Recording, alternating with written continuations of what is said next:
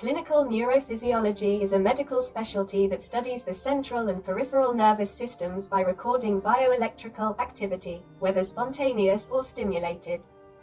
The tests performed measure the electrical functions of the brain, spinal cord, and nerves in the limbs and muscles, which can pinpoint the location, type, and extent of damage, and identify abnormalities. Due to these possibilities, clinical neurophysiology is used mainly for the diagnosis of diseases, and not for their treatment, which expands the consultation of the neurologist. The main tools of clinical neurophysiology are diagnostic methods, which include electroencephalography, electromyography and nerve conduction studies, polysomnography, intraoperative neurophysiological monitoring. Intraoperative monitoring is the measurement of bioelectrical activity in the process of surgical intervention, which allows influencing its course, with the aim of localizing nerve structures and preventing their damage.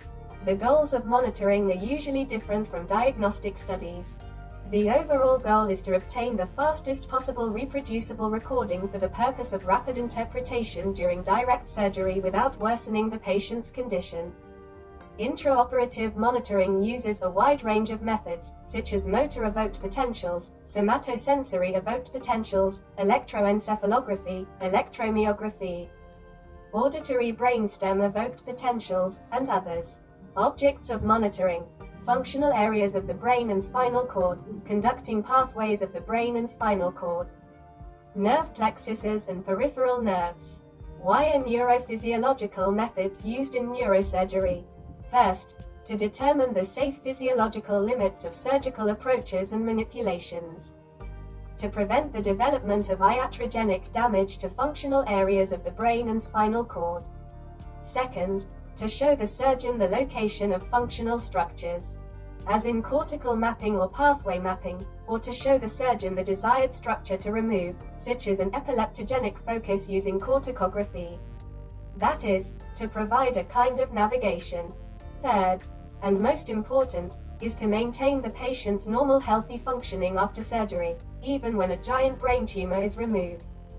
In our country, multimodal monitoring was used for the first time in 2011 in the city of Kharkiv in the neurosurgical operating room of the emergency hospital during the removal of a brainstem cavernoma. This was thanks to the provision of the Endeavor intraoperative neuromonitoring device, manufactured in the USA, a charity event of People's Deputy Alexander Feldman. And there were many internships ahead of me abroad, including at the workplace at the University Clinic of the University of Zurich, where Professor Hazi Yashagul worked, the founder of microneurosurgery and the man neurosurgeon of the 20th century. Professor Anton Balavanis, the founder of modern vascular microneurosurgery, and Professor Yonakawa, the first, who introduced neurophysiological support in European neurosurgery. Today, intraoperative monitoring is used in many state and private clinics of Ukraine, in particular in neurosurgery and orthopedics. It is also implemented in end surgery, gynecology, and pelvic surgery. In 2019, the Ukrainian Union of Intraoperative Neurophysiologists was established.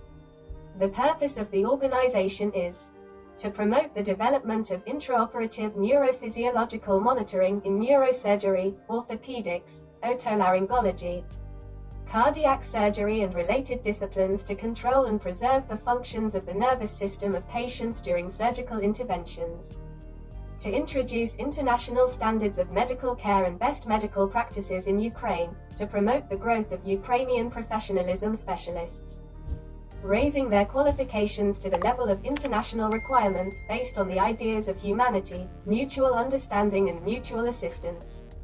Our experts study and teach